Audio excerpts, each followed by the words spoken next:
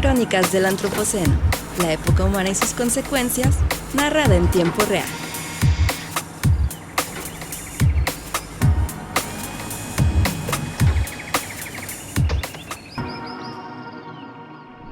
Hola, ¿qué tal? Bienvenidas, bienvenidos todos a un episodio más de Crónicas del Antropoceno. Yo soy Juan Nepote y estoy usurpando el lugar de nuestro querido Víctor González Quintanilla, a quien le mandamos un fuerte abrazo. Y les damos la bienvenida a este capítulo especial en el cual estamos sumamente contentas y contentos de tener a una invitada muy, muy especial. Ella es Sonia Contera, quien es catedrática de física en la Universidad de Oxford y reconocida integrante de la periferia global, de lo cual explicaremos un poco más adelante. Ella nació en Madrid y creció en Puerto del Rosario, Fuerteventura. Se formó universitariamente en la Universidad Autónoma de Madrid, la Universidad Estatal de Moscú, la Academia de Ciencias de la República Checa y en la Universidad de Osaka, en Japón, donde obtuvo su doctorado en el campo de la nanotecnología. Desde el año 2003 enseña e investiga en el Departamento de Física de Oxford. En todo este recorrido no solo ha construido un bagaje muy importante en muchos sentidos, sino que también le ha permitido dominar la lengua castellana, evidentemente, inglés, chino, checo, ruso, danés, japonés y alemán. Es madre, conferencista, columnista y colaboradora frecuente de diarios y revistas. Es autora también del libro Nanotecnología Viva, cómo la nanotecnología está cambiando la medicina y el futuro de la biología, publicado por ARPA en el año 2023, y que es una traducción o una versión castellanizada de lo que en inglés publicó como Nano Comes to Life, publicado por Princeton en el año 2019. Sonia Contera viajó a Guadalajara, a esta nuestra ciudad, que seguro la palabra le tendrá algunas reminiscencias también familiares, como invitada especial en una doble jornada. Primero, para charlar en la sesión de aniversario por los 20 años del Café Científic del ITESO y también como conferencista de la Cátedra Latinoamericana Julio Cortázar. Y hoy tenemos el impagable honor de que nos acompañen estas crónicas del Antropoceno para hablar de lo vivo y el futuro. Sonia, bienvenida. Muchas gracias. Es un honor para mí poder discutir y hablar con vosotros. Muchas gracias, Sonia. Y de mi lado izquierdo tenemos a Nanantli, que se estrena el día de hoy como una de las nuevas caras de estas crónicas del Antropoceno. Hola, ¿qué tal a todos y todas? Gracias, Nanantli Romo, compañera del Museo de Ciencias Ambientales.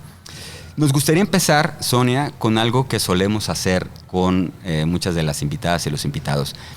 Tratar de conocerlos un poco mejor, más allá de estos pincelazos que tratamos de presentar en esta semblanza. ¿Cómo llegaste a la ciencia o qué fue lo que te fue empujando hasta hacer lo que ahora haces? Yo me crié, como has dicho en la presentación, en Fuerteventura, en las Islas Canarias, en los años 70, que casi teníamos colegio, pero no era muy bueno, íbamos allí todos mezclados y tenía mucho tiempo libre de correr libremente entre los volcanes y las playas y yo creo que ahí me uní mucho a la naturaleza y cuando mi familia se mudó a Madrid, que yo tenía 12 o 13 años, sufría mucho la ciudad y en el colegio teníamos las primeras clases de física y me di cuenta de algo interesante. Nos empezamos a hablar de la gravitación, etcétera, y me di cuenta que tenía y que me disfrutaba mucho teniendo intuiciones de cómo las cosas funcionarían y que luego eso se podía trasladar al lenguaje científico matemático. Me daba como mucha felicidad que dentro de mí, ni siquiera era una cosa del cerebro, era una cosa física, podías imaginar el mundo natural y podías predecir lo que iba a pasar. Y eso me obsesionaba y por eso me hice física. Es una especie de este contacto con la naturaleza, con lo natural, que esperamos además en los museos como el que estamos haciendo. El contacto roto con la naturaleza. Y luego llevar a la curiosidad, a la interpretación, a hacerse preguntas. Y ahora nos interesa mucho, nos interesa a nosotros acá en Crónicas del Antropoceno y creo que a todas las personas, estos nuevos vínculos y observaciones y estas nuevas preguntas que te sigues haciendo con el paso de los años y que ahora tienes otras herramientas, otras reglas del juego para hacértelas en torno a lo vivo y el futuro, que puede ser el futuro de la vida o lo vivo del futuro. Y tiene implicaciones muy distintas cada una de esas combinaciones. ¿cómo podemos empezar a visualizar lo que sabemos ahora desde campos como el amplísimo mundo de la física y sus cruces con la biología, de estos cruces entre lo natural, lo vivo, y el futuro? A ver, es una pregunta muy complicada. Para empezar, el futuro, ¿no? El origen del tiempo. Hablas a un físico del tiempo y empezamos a decir cosas muy locas, ¿no? A ver, a mí me interesa, y es la razón por la que me dedico a la física de la biología. Hay más razones, pero una de las más fundamentales, la profunda, es que el gran misterio de cómo surge la vida en la Tierra, ¿no? Y qué es la vida, y por qué el tiempo de la vida es necesario, el tiempo de la vida hacia adelante. ¿Cuáles son las características de la vida? ¿Por qué entendemos? ¿Por qué somos conscientes? ¿No? Esos son problemas muy fundamentales de la física, que el problema fundamental es qué es la realidad, qué hacemos nosotros en la realidad. Claro. Entonces, la parte fundamental de mi investigación ha sido entender o intentar entender qué es lo que hace a la nanoescala, ¿no? La escala de las biomoléculas, del ADN, de las proteínas, especial en el universo, y cómo se puede estudiar. Esto nos da, y yo trabajo en la idea de que la vida surge de materia blanda, de los polímeros, de cosas blandas en la nanoescala, porque es la escala donde las interacciones, el entrelazamiento entre el ambiente, volvemos al medio ambiente, entre el ambiente y la materia blanda, a esa escala hace que el movimiento, sobre todo en el agua, de las moléculas doble esa cadena blanda, ¿no? Los polímeros le den una forma. La forma es una cosa muy profunda, suele ser geométrica, todas las proteínas tienen una gran geometría. Es otro de los grandes misterios, de dónde surge la geometría del espacio, y más misterio, por qué es tan geométrica la vida, ¿no? Ahí podemos hablar luego de mecánica cuántica y tal, ¿no? Pero en esa forma de la vida es la que nos permite, como se ha formado por ese entrelazamiento con el ambiente, contiene la información del ambiente, pero a la vez ha modificado el ambiente. Esa manera de que la vida surge de un entrelazamiento que no se puede separar entre la forma que tenemos y la información que recibimos de alrededor. Y hay otra característica de la vida, y es que a esa forma, cualquier cambio en esa forma se traslada en cambios mecánicos, eléctricos, químicos, ¿no? Un doblar en la nanoescala significa catalizar una reacción química, no está separado. La física, la química, la biología son separaciones de las disciplinas artificiales, pero la vida surge de los entrelazamientos y de la fusión de cosas que funcionan. Es muy complejo y muy extraño, y mezcla lo digital, la geometría, las partes de las que están hechas, que son partes digitales, tienen información en bloques, con lo analógico, la forma, y el ruido de alrededor, el caos, que es capaz de formar una forma definida y geométrica. Eso es para mí, ¿no? un gran tema de investigación. Entonces hablabas del tiempo y el futuro. Una cosa interesante es que estos procesos se pueden hacer, la vida surge en el universo, porque precisamente hay tiempo. Claro. Si fueras rígido, si las cosas no se mueven, no hay tiempo. Claro. Pero es ser blando lo que hace que puedas disipar energía en el ambiente, calentar, volvemos al antropoceno, para ordenar la materia. Hay que calentar el ambiente, hay que disipar energía, y son esos procesos, al disipar la energía, la que crea, para un físico es lo que crea el tiempo. Así que en la vida, ya desde el origen, desde la nanoescala, ahí está todo ya, la geometría, lo digital, lo analógico, el tiempo, ¿no? Así que ya te he contestado. No, muchas cosas, y creo que está muy bien para seguir conversando, pero me parece importante precisar una cuestión, porque lo has dicho varias veces, y me parece importante para acabar de entender este espacio en el que nos movemos todos, pero particularmente en el que trabajas tú, porque era la escala de lo nano, la nanoescala, que es muy chiquito, obviamente. ¿Qué tan chiquita es? ¿Cómo podemos hacernos una idea de los humanos? La escala de un nanómetro es la misma relación que hay de una pelota de tenis al radio de la Tierra entero, es la relación que hay del nanómetro a un metro.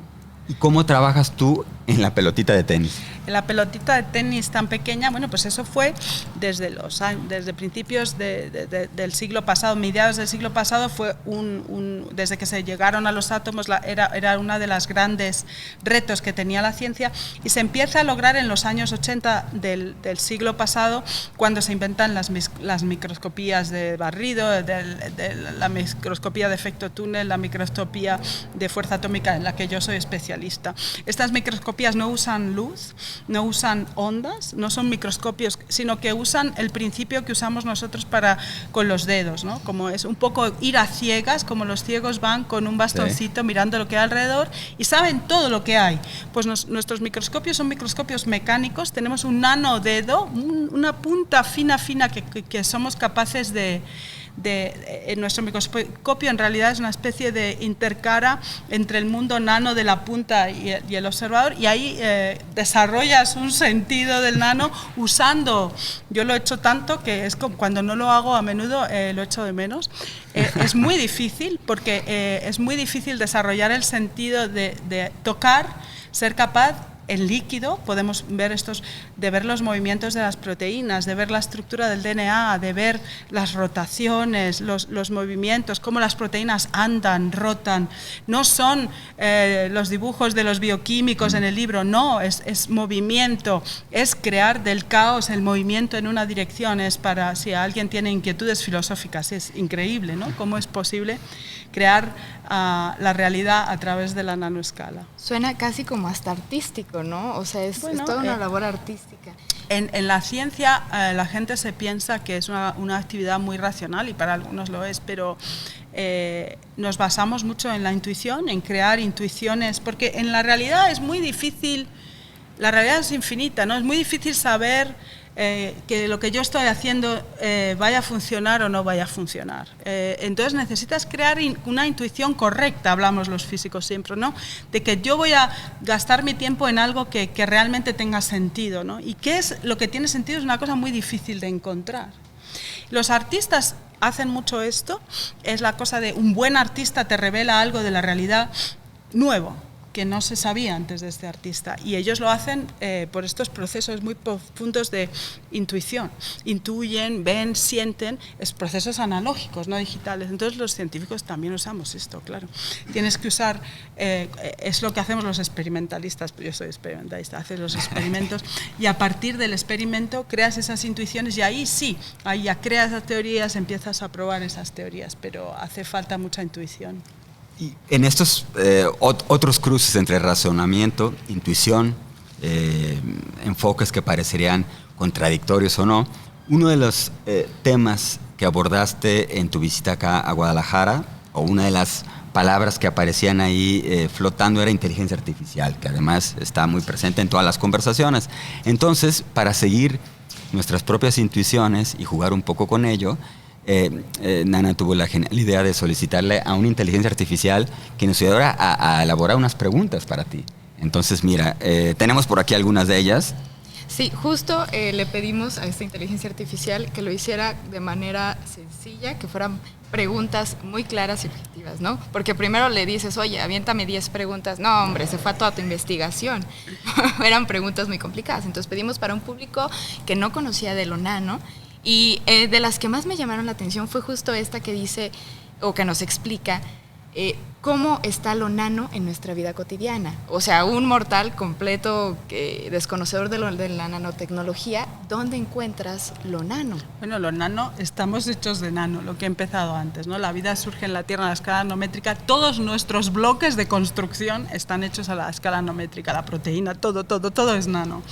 ¿Por qué? Porque es ese tamaño donde la información que tenemos del ambiente, olores, moléculas, luz, somos capaces de trasladarlo y llevarlo a la escala macroscópica.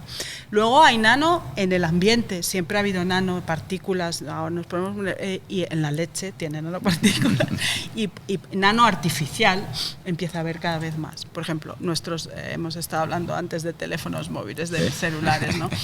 Hablamos de inteligencia artificial. Sí. Esto se ha hecho posible, ese es otro problema. lo complicado con los algoritmos que tenemos ahora hacer inteligencia artificial, porque los taiwaneses, eso también es un problema interesante, que son muy artistas haciéndolo, son los únicos que son capaces de fabricar estos transistores tan pequeñitos de 3-4 nanómetros de los chips. Ahí ya hay nanotecnología y eso es un trabajo desde los años 80 usando los microscopios cómo se puede fabricar. Luego cada vez más hay nanotecnología en materiales de construcción, nanopartículas, sensores y en muchos casos en mezclas con cosas biológicas. Y por supuesto desde la pandemia ha cambiado la medicina. Claro. Las vacunas del COVID de Moderna y BioNTech son nanopartículas de lípidos con moléculas de ARN dentro, y allí es esta idea de usar el nano para medicina también surge en los años 80, pero claro, hay muchos problemas, es difícil cruzar barreras, la ciencia es muy conservadora, las compañías todavía más conservadoras, y a la pandemia ha cambiado la medicina. ¿Por qué? Porque dos empresas pequeñas que se fundaron hace 15 años, Moderna y BioNTech en Alemania, Moderna en Estados Unidos, ya tenían el objetivo de usar nanopartículas con ARN para modificar para hablar con el sistema inmunitario y acabar con el cáncer. Cuando llega la pandemia, ellas pudieron, con estos métodos sintéticos de ARN, etcétera, fabricar las vacunas muy rápido. Si no hubiera habido pandemia, nadie se hubiera atrevido a ponerse una vacuna de estas. Claro. Claro. Yo era la primera que tenía miedo poniéndome una vacuna de esta, ¿no? Pero esto va a cambiar la medicina, sobre todo porque estas dos empresas ahora tienen miles de millones y están investigando cómo usar el nano, así que vamos a verlo cada vez más en medicina, cada vez más en diagnósticos, materiales de construcción, que es un área en la que yo estoy empezando a trabajar, todo tipo de aplicaciones. ¿Por qué? Porque estamos aprendiendo cada vez más a usar esos trucos que usa la biología para fabricar, por ejemplo, la celulosa. El mundo está hecho de celulosa, estamos aquí viendo los árboles, ¿no? El mundo está hecho de celulosa, y la celulosa a la escala nanométrica, a la escala micrométrica, es un cristal, que además es piezoeléctrico, tiene unas propiedades increíbles, yo creo, y tiene una dureza tan fuerte como la del acero. Se puede hacer papel, se puede hacer ropa, se pueden hacer edificios. Y esto lo hacen los árboles porque son capaces de usar las propiedades de la materia en la escala nanométrica. Este es uno de los proyectos que yo quiero encontrar financiación, que nos dejen hacer materiales de construcción, por ejemplo, basándonos en la celulosa y sustituir materiales más caros. Estamos aprendiendo los trucos de la naturaleza para construir con poca energía. Hoy me quiero meter aquí en este diálogo con el algoritmo, ¿no? Con la inteligencia artificial. Ahorita seguimos con las preguntas. Porque, para proponer además un brinco a otra parte, pero me surge a partir de lo que te venía escuchando, Sonia, en torno a esta grandísima potencial que tenemos socialmente, digamos, para encontrar respuestas a preguntas que han sido muy complejas y que parece que han estado ahí permaneciendo sin resolverse durante mucho tiempo. O sea, parece que avanzamos, que tenemos una serie de caminos trazados y posibilidades. Y al mismo tiempo, en momentos como el de la pandemia, donde surgen ciertas coyunturas que nos permiten, entre comillas, avanzar, también son los momentos en los que podemos verificar más claramente unas actitudes anticientíficas, digamos, o de peligro o de riesgo. Entonces parecería algo contradictorio, que a lo mejor no lo es, y entonces nos movemos hacia un lado o hacia otro. Yo creo que el problema de la anticiencia yo lo entiendo bastante bien. Los científicos tenemos muchos problemas psicológicos, somos bastante psicoanalíticos también, ¿no? Por una parte tenemos un mundo académico extremadamente competitivo, tenemos vidas muy duras, nos atacamos los unos a los otros, muchos casos de no hay moral, no hay ética en el mundo científico, se ha convertido en una carrera bastante dura. Y luego salimos en la televisión diciendo no, vamos a salvar el mundo. Claro. Entonces la gente lo ve, la gente ve que hay una distancia, hay muchas contradicciones y muchas paradojas dentro de la parte científica. Luego, además, todos sabemos que desde el siglo XVI la ciencia la hacemos y la queremos hacer, y por eso hay muchas mujeres y minorías que nos encanta la ciencia, porque da libertad. La ciencia crea poder, crea un poder de conocimiento y de ti mismo, de entender dónde está, da una especie de libertad, la libertad de saber lo que yo soy.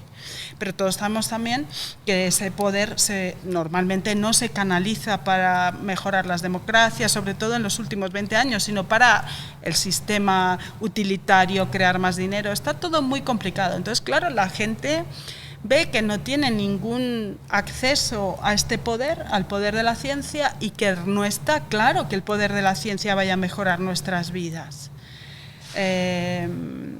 Y yo entiendo que haya una reacción. De hecho, yo creo que nos beneficiamos todos de los anticiencias de las vacunas, porque esa reacción de los antivacunas, que fueron afortunadamente pocos, obligó a los gobiernos a tener muy claro que las vacunas tenían que ser muy seguras, porque si no había una reacción social en contra muy fuerte. Claro. De hecho, se puede ver la sociedad también como un sistema inteligente complejo. Necesitamos variedad de opiniones, no podemos dejar que los científicos nos digan lo que tenemos que hacer, porque desde luego, si solo miras la estructura de la ciencia, no tienen mucho que decir sobre democracia, ¿no? Pero también los científicos son víctimas del desarrollo de la ciencia en el siglo XX, el siglo XXI, y son cuestiones importantes que tenemos que hablar, porque hemos llegado al cambio climático por usar la ciencia en muchas maneras para mejorar nuestras vidas. Yo no creo que vivamos peor. Es la dialéctica, ¿no? Exacto. La dialéctica de la vida. Mejora, empeora, eso es estar vivo, ¿no? Pero ahora sí que es verdad que necesitamos la ciencia para poder sobrevivir el siglo XXI, pero el reto está en crear una ciencia que beneficie a la gente, ¿no? Y por eso está muy bien, y yo creo que por eso ahora hay tantos podcasts de ciencia como el vuestro. Hablamos de antropoceno, estáis haciendo un museo. Lo sentimos muy profundamente, tenemos que cambiar y democratizar la ciencia. Pero yo entiendo los movimientos anticiencia, porque es un arma de doble filo. Y normalmente la gente no se nos beneficiamos de la ciencia después de la Guerra Mundial, hubo un gran desarrollo, o sea, se mejoró en sanidad, se mejoró en salud pública, etcétera, pero hemos tenido, sobre todo en las crisis del 2008, hemos ido para atrás, ¿no? Entonces es una dialéctica muy compleja. Yo tampoco creo que la ciencia sin más vaya a ayudar al mundo, ¿no? La ciencia tiene que es un proceso democrático que se ha separado de la democracia, y tenemos que hacerlo más accesible a todo el mundo, que por eso estamos haciendo el podcast también, ¿no? Por eso estamos aquí platicando. Y sigamos con la plática. Sí, no, justo retomando esto que comentas, me surge la duda, ¿no? Se cree que la ciencia, para personas a lo mejor que no viven dentro del círculo científico, es solamente para buscar soluciones, para encontrar qué sirve, qué no sirve, ¿no? Incluso podríamos creer que uno investiga para conocer este mundo tan pequeño, para encontrar soluciones para los retos que tenemos en este futuro. ¿Tú qué opinas, por ejemplo, de esto? ¿Crees realmente o te motiva realmente el conocer el mundo pequeño o el mundo de lo nano justo para encontrar soluciones, o crees que más bien es por el mero hecho de conocer, de entender? La relación de las personas con la naturaleza es muy compleja. Usamos la ciencia por su parte útil, ayudarnos a vivir mejor. En el mundo capitalista que vimos, nos bombardean con la ciencia utilitarista. Los científicos vivimos una especie de secta en que vamos a ayudar. Pero en realidad hay una cosa más profunda, y es que las personas, incluso algunos animales, solo entendemos la naturaleza y quién somos a través de la creatividad y de la ciencia. Hay un proceso muy importante. Sin crear cosas no nos entendemos. Ese es el valor, por ejemplo, también de la artesanía, no solo de la ciencia. Pero la tecnología nos ayuda a entender lo que somos, y el caso más claro es la inteligencia artificial. La inteligencia artificial surge en los años 40, al principio del siglo XX, cuando los humanos empiezan a pensar, Gödel, que era un matemático muy loco, los límites de la lógica para entender la realidad. De ahí surgen los primeros ordenadores. Se fabrican justo después de la bomba atómica por los mismos que habían estado haciendo la bomba atómica. Esa es la complejidad, ¿no? El poder, y ellos habían fabricado una bomba atómica porque eran la mayoría húngaros para acabar con Hitler, y al mismo tiempo estaban fabricando ordenadores para entender la naturaleza de la inteligencia humana. No se puede separar. Y seguimos igual. La inteligencia artificial tiene una parte utilitaria de, Dios sabe, trabajos, ChatGPT para pasar el tiempo y gastar mucha energía. Sobre todo. Que ahí es el problema que tengo yo con tus preguntas. Tienes que gastar la energía de ChatGPT para estas preguntas. Bueno, ahora volvamos a eso, ¿no? Y luego lo usamos también para entender el funcionamiento de nuestra inteligencia, ¿no? Los límites, qué es la lógica, qué es la intuición. Volvemos a lo mismo, ¿no? La conciencia humana. No, pero regresemos a lo de la energía, porque creo que es además un gran ejemplo para ilustrar lo que nos estás contando. Tú has insistido, y seguro no eres la única, pero es una de las voces que yo he encontrado más claras y explícitas de hacer una crítica a la contradicción que parece encontrar soluciones, por ejemplo, a cambio climático, con inteligencia artificial y lo que implica en consumo de energía, ¿no? Parece que estamos ahí dando palos otra vez de ciego de una forma muy rara. El siglo XXI, en la situación que estamos, realmente es nuevo de muchas maneras, filosófica y en la historia de la humanidad. Por una parte, el cambio climático, organizar la vida de una manera racional. Pues aquí en Guadalajara tenemos todos nuestros edificios neoclásicos del siglo XVII, como pone el monumento a nuestros hijos esclarecidos, ¿no? La idea de que la razón nos va a llevar adelante. Bueno, pues siguiendo el camino de la razón hemos calentado el mundo, por lo que empecé en la discusión. Cuando uno reduce el desorden del universo tiene que gastar energía. Claro. Son cosas muy fundamentales. Entonces, al crear inteligencia artificial nos estamos dando cuenta de lo mismo. Los algoritmos de inteligencia artificial, que además son ideas de los años 40, no son ideas nuevas, no hay muchas ideas nuevas, obligan a usar millones de datos de una manera digital. Yo he hablado todo el rato de que somos analógicos y digitales, los algoritmos no saben usar lo analógico, usan lo digital, entonces para ordenar todos esos datos y tener todos esos datos de una manera digital, uno a uno, el digital es control, poder, hablar, racionalizar, hace falta muchísima energía. Entonces, estamos llegando no solo al tope del capitalismo, esto no puede ir más adelante, estamos también llegando al límite de la computación digital. Se está hablando, por ejemplo, que Amazon va a necesitar una central nuclear y cosas peores, ¿no? Que realmente estamos usando unas cantidades, una sola transacción de Bitcoin, que he visto bastante por las tiendas de Guadalajara. ¿Ah, sí? Sí, hay Bitcoin. Mira, no me he dado cuenta. Hay Bitcoin, que me quedé bastante sorprendida. Una sola transacción de Bitcoin usa la misma energía que una familia de 4 personas durante una semana. Wow. La cantidad de energía que se gasta en tratamiento de datos, a mí me parece una locura la digitalización, pero en tratamiento de datos desde el punto de vista de la física de la información, wow. Se duplica, creo, cada 20 días. Estamos hablando que si vamos a usar los algoritmos para predecir el tiempo, vamos a pedir. ¿No? Todas estas contradicciones son magníficas, ¿no? Porque nos vuelven al papel central de qué es ser persona, qué es ser digital, qué es ser analógico. Me parece importante hablar de los principios fundamentales que rigen estos procesos, no dejarlo todo al utilitarismo que hablabas tú antes, ¿no? Al dinero, no. Aquí hay procesos fundamentales de qué significa ser humano. Y, por ejemplo, una cosa muy interesante es que tenemos que aprender cómo nuestro cerebro solo gasta 20 vatios, que es como una bombilla de luz, y se compara con las grandes supercomputadoras que usan 20 megavatios, 1.000.000 de veces más de información. Y lo hace porque somos digitales y analógicos. Las neuronas no son redes eléctricas, no, están usando la forma, el movimiento, el ruido de la temperatura para crear esas estructuras, y incluso muchos de nosotros pensamos que están usando procesos cuánticos, este gran misterio de la física.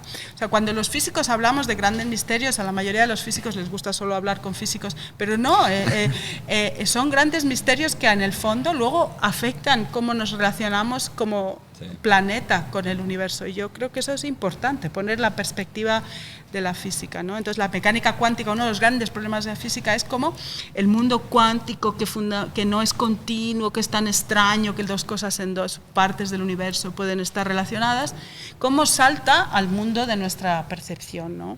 Muchos pensamos que de hecho la vida es capaz de crear ese salto y que quizá la conciencia humana surja de ese salto de lo cuántico a lo clásico, que llamamos clásico, la vida normal, y que quizá eso, por ejemplo, ahora están de moda los computadores cuánticos, va a costar mucho tiempo hacerlo, pero me hace mucha gracia los físicos cuánticos que no saben nada de biología, se están acercando cada vez más a las preguntas biológicas, ¿no?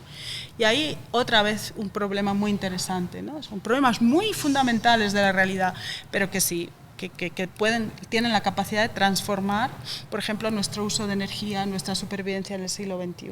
Y yo creo que es importante que hablemos de todo en global, que no estemos separando los diferentes ámbitos.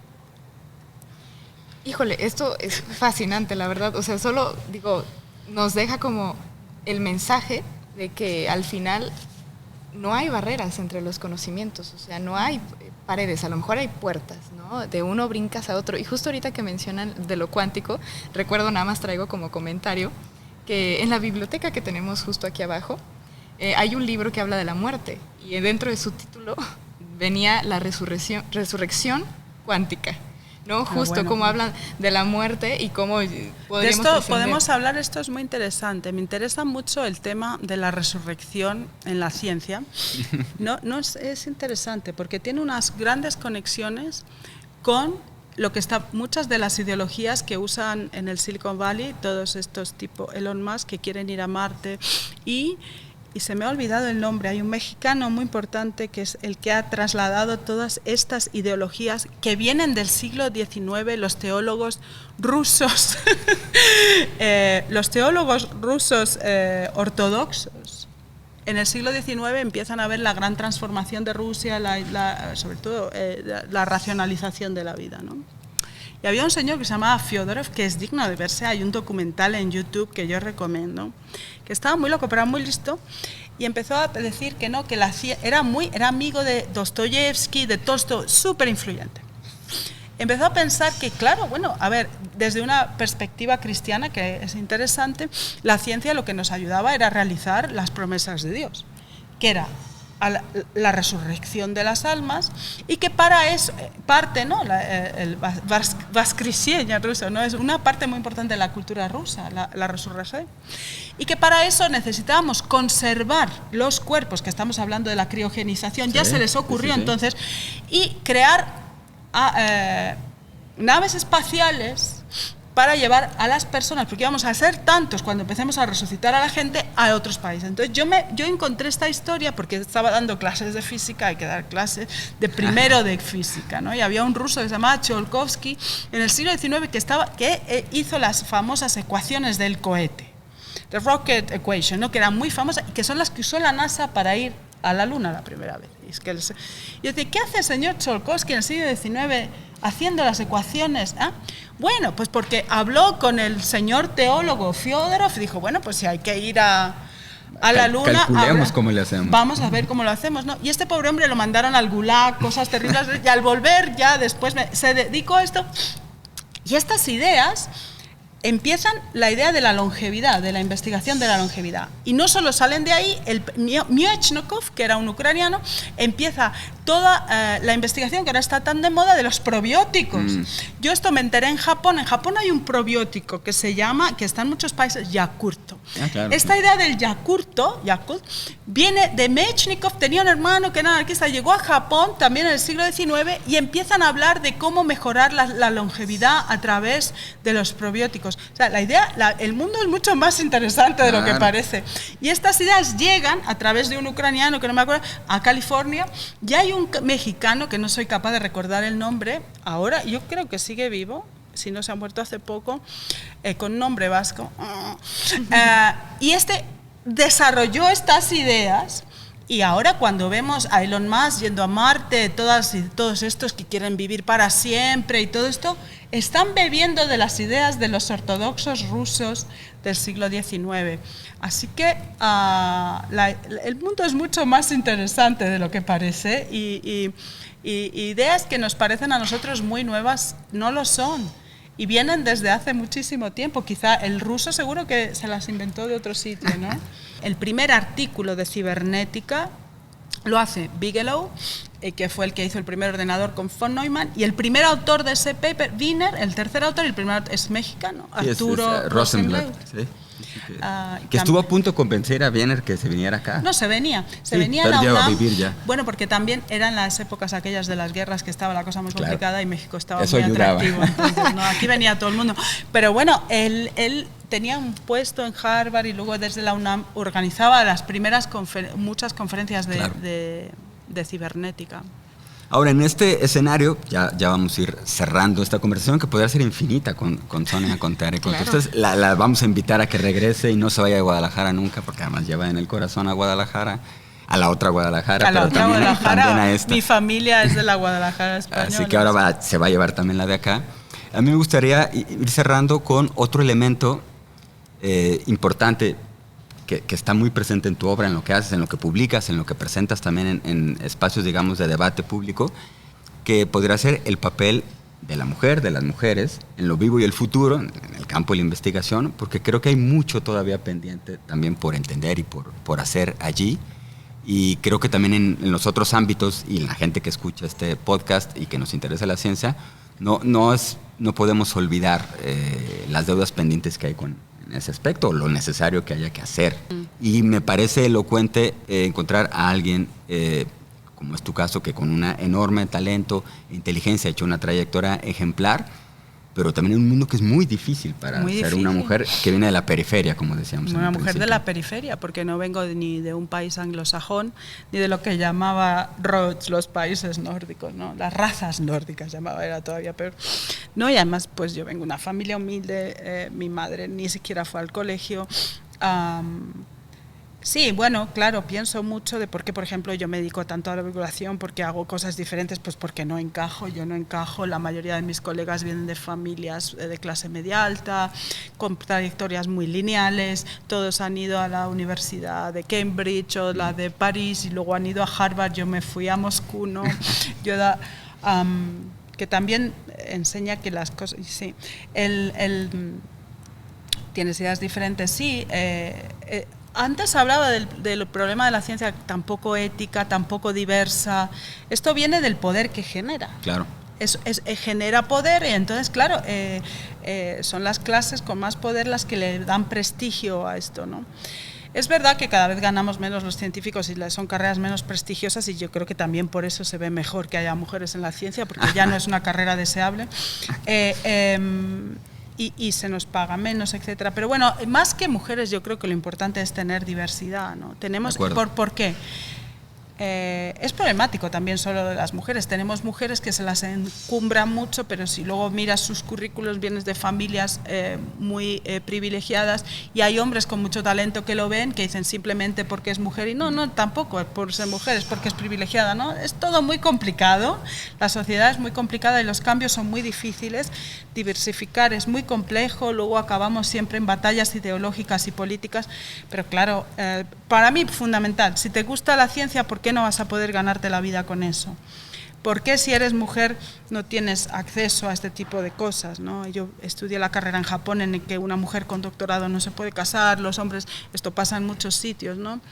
Es un problema muy complejo, pero claro, es muy necesario que por lo menos planteemos el problema y lo intentemos cambiar. La ciencia... Si eres libre dentro de la ciencia, que yo creo que ese es mi mayor logro, no seguir lo que hace todo el mundo, no preocuparme ni de los índices, ni de las revistas científicas, sino ser muy libre y si me echan, que me echen. La ciencia da libertad y da una vida bastante feliz, porque eres parte del mundo y yo creo que tenemos que darle acceso a todo el mundo y por supuesto a todo el poder y la creatividad de las mujeres que van a encontrar problemas diferentes. La pandemia se acabó con investigaciones que habían hecho mujeres, Katalin Karikó, que se lleva el premio Nobel. ¿Y por qué? Era muy arriesgado lo que estaban haciendo, iban en contra de toda la ortodoxia de las compañías farmacéuticas. Katalin Karikó no tenía ni plaza en la universidad porque se había atrevido a decir que se podía hacer una vacuna con ARN, que era bastante claro que se podía hacer, pero su establishment científico había decidido que no y nunca le daban ni dinero de investigar. Pero precisamente por ser una mujer húngara, inmigrante, que no venía de un mundo privilegiado, lo único que tenía en la vida era su ARN y ella lo llevó hasta el final. Estos personajes son los que cambian el mundo, ¿no? Volviendo, Gödel hablaba antes de los problemas pues, judíos escapados en las guerras. La gente que es capaz de dedicarse a algo porque es lo único que tiene, no le importa la política, no le importa el dinero, ¿no? Y esos personajes no vienen de los establishments, ¿no? Incluso puedes tener a alguien de familia alta, un hombre que por razones personales haya tenido tragedia. Esos personajes que no encajan son normalmente los que necesitamos, un poco también volviendo a la filosofía. La realidad es infinita. Si uno siempre va por el mismo camino, no va a encontrar las soluciones de los problemas que, como decías antes, los problemas resultan de catástrofes, de cosas inesperadas, el virus que sale de China. Esto no se puede predecir. y solo se puede responder a estos eventos catastróficos cuando gente que está fuera de lo establecido es capaz de encontrar nuevas maneras para volver a empezar. Y en ese mundo hace falta, para que las mujeres sean felices, hace falta para que las mujeres tengan su sueldo y criar a sus hijos para que sean libres, y también nos hace falta para encontrar soluciones a problemas que todavía no tenemos, ¿no? Y en ese volver a empezar constante, tenemos que comenzar a terminar nuestra sesión de hoy, agradeciendo muchísimo. Nana, bienvenida a Crónicas. Muchísimas ¿Y qué quieres gracias. decir para despedirte en este episodio? Digo, yo me llevo mucho aprendizaje de esta pequeña charla. Simplemente el mundo es más interesante de lo que parece. ¿Y qué más es la ciencia si no se trata de tirar paradigmas? O sea, ¿qué más es si no se trata de encontrar y conocer todo lo que podamos? Revolucionar. A Sonia Contera, una científica libre y feliz, muchísimas gracias por acompañarnos hoy en Crónicas del Antropoceno y esperemos volver a vernos por acá. Ha sido un placer y espero volver. Y a todos ustedes les reiteramos la invitación a que sigan buscando Crónicas del Antropoceno, que regularmente aparece ahí donde ya ustedes saben. Los invitamos a que sigan. Le mandamos un saludo a Víctor González Quintanilla y en nombre suyo y del Museo de Ciencias Ambientales de la Universidad de Guadalajara, los invitamos a seguir conversando. Muchas gracias. Esto fue Crónicas del Antropoceno, una producción del Museo de Ciencias Ambientales de la Universidad de Guadalajara. Gracias por escuchar.